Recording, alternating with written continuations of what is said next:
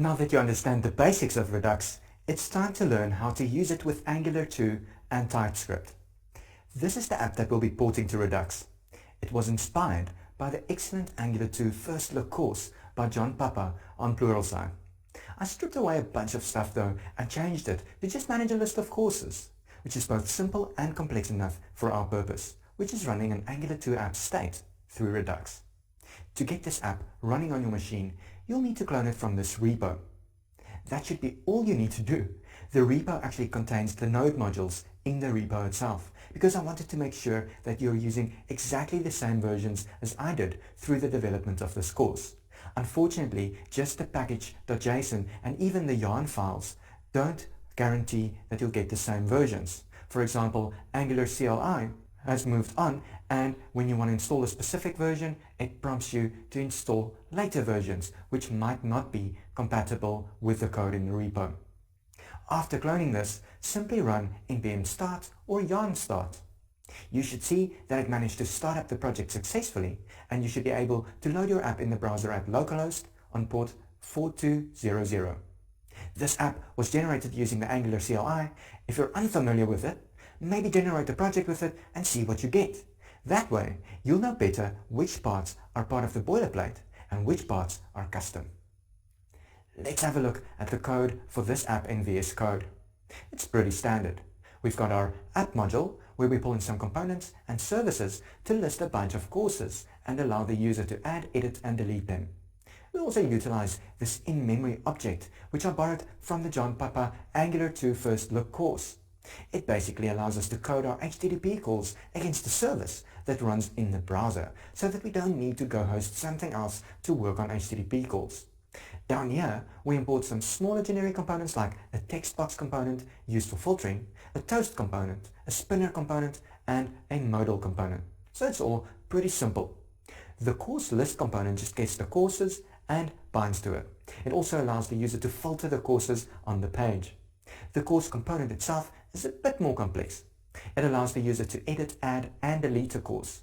So it interacts with the router, the toast service, the modal service, and the course service to do the HTTP calls.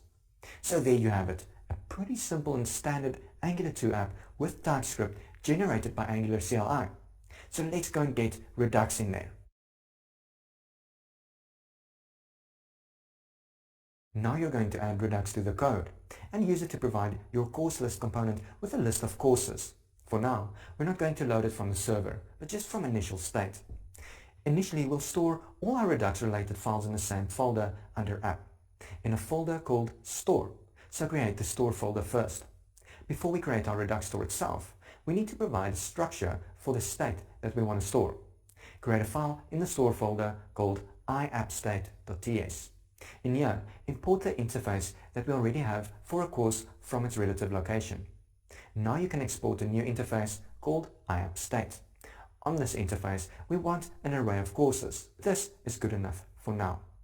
Okay, as you've learned in the previous module, when you want to construct a Redux store, you need to have a reducer function already defined. Create a file called reducer.ts in the store folder. And in here, import the course interface and the app state interface you just created. And let's define some initial state in here. In the previous module, we specified initial state on the store level, but it's actually possible to have multiple reducers in one app, each targeting a specific part of state. Having only one reducer in your app may become a bit unwieldy. You can add multiple reducer functions, each with a part of state that they are responsible for. And then these get combined into one reducer function that hands off to all the reducer files, ensuring that they can only update the parts of state that they're allowed to. This is why it makes sense to add initial data on a reducer level instead of the store. That way, your app can scale much better. I'll show you how to do this later on in this course, but for now, we're going to define only one reducer. Okay, so now that you understand why we are defining initial state in this reducer function, you can go on fleshing it out. The state needs a courses array. Each course has an ID, a name, and a topic. I'm just speeding this part up because the contents of the courses aren't that important, and pretty soon after doing this, we'll load it from the server. Now we can define our reducer function. As you might recall, the reducer function takes two parameters, state, then the action. And for now, we're just going to return the state.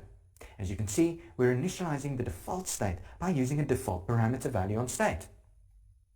So now that you've got the reducer, you can go and define your store. Create a file called store.ts in the store folder. In here, import the create store function from Redux, the reducer from the reducer file, and the state interface.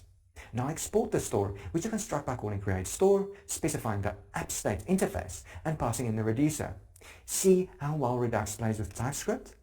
One last thing in here, let's create an index.ts file in the store folder.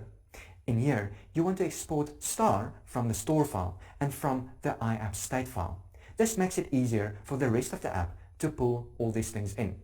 Okay, so you're going to make the store and its state available to your course list component.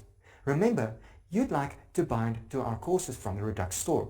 For now, you're going to do it without ng-redux and do it yourself. Head on over to the course list component file, and in here, just import the store. Now you can go and create a function in this class called update from state, very similar to what we did in the earlier module. This will use to bind the component to initial state, but also when state gets updated and our component gets notified by the store that there is new state.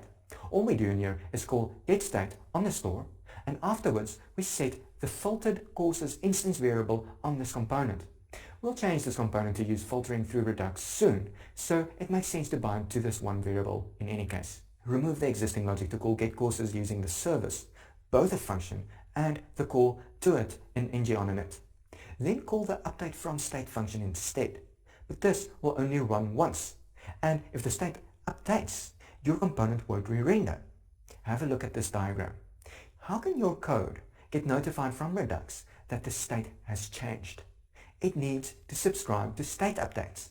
You need to call subscribe on the store, and in here you just add an arrow function to force the correct scope, and in here you call update from state.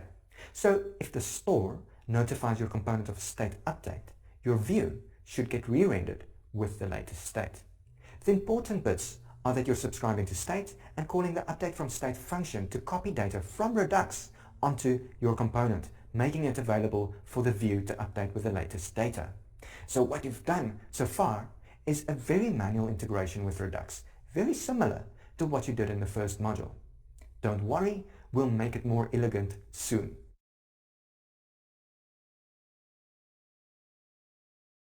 One of the benefits of Redux is that it makes working with state much more visible.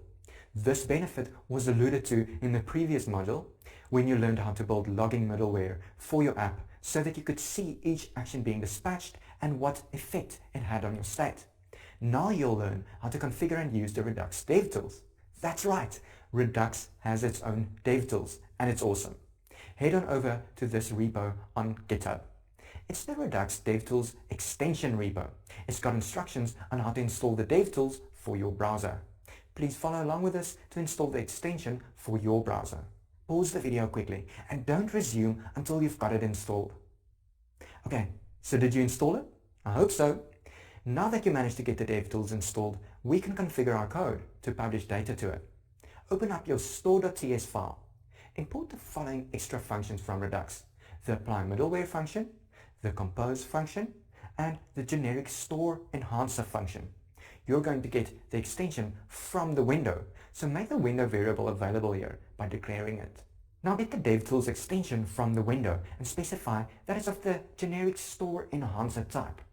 The extension should be on the window with the key of DevTools extension. If it's there, call it. Otherwise, provide a function that does nothing, also known as a no-op.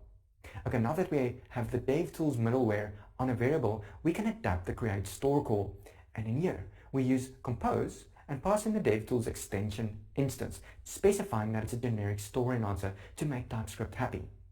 Don't worry about the details of this. You don't need to understand the stuff to use Redux well. You can just Google it every time you need to do something like this, which won't happen often. We're more interested in using the results of this. To test that it worked, fire up the browser and load up the Redux DevTools. This is pretty cool, eh? You can see your state in here, and when we start dispatching actions during the rest of this module, you'll be able to see the effect that it had on the store. I hope you use DevTools throughout this module so that you can troubleshoot and see what's going on in your app.